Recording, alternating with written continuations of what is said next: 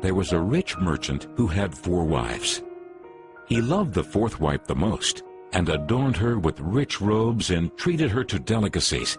He took great care of her and gave her nothing but the best. He also loved the 3rd wife very much. He's very proud of her and always wanted to show off her to his friends. However, the merchant is always in great fear that she might run away with some other men. He too loved his 2nd wife. She is a very considerate person, always patient, and in fact is the merchant's confidant. Whenever the merchant faced some problems, he always turned to his 2nd wife, and she would always help him out and tide him through difficult times. Now the merchant's 1st wife is a very loyal partner and has made great contributions in maintaining his wealth and business as well as taking care of the household. However, the merchant did not love the 1st wife, and although she loved him deeply, he hardly took notice of her. One day, the merchant fell ill. Before long, he knew that he was going to die soon. He thought of his luxurious life and told himself, "Now I have 4 wives with me, but when I die, I'll be alone. How lonely I'll be."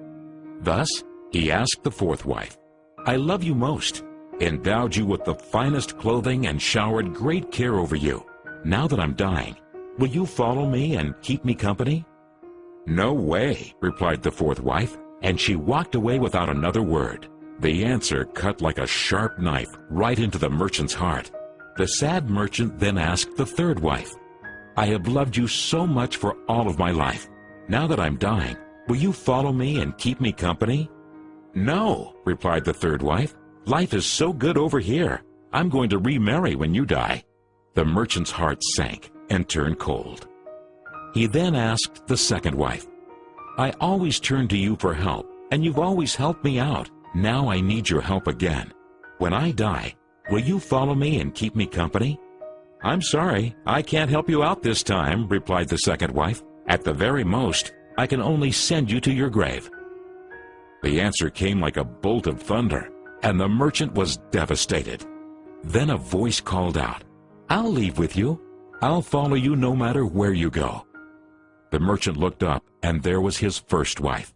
She was so skinny, almost like she suffered from malnutrition. Greatly grieved, the merchant said, "I should have taken much better care of you while I could have." Actually, we all have 4 wives in our lives. The 4th wife is our body. No matter how much time and effort we lavish in making it look good, it'll leave us when we die. Our 3rd wife? Our possessions, status, and wealth. When we die, they all go to others. The 2nd wife is our family and friends. No matter how close they had been there for us when we're alive, the furthest they can stay by us is up to the grave. The 1st wife is in fact our soul, often neglected in our pursuit of material, wealth, and sensual pleasure. Guess what? It is actually the only thing that follows us wherever we go. Perhaps it's a good idea to cultivate and strengthen it now, rather than to wait until we're on our deathbed to lament.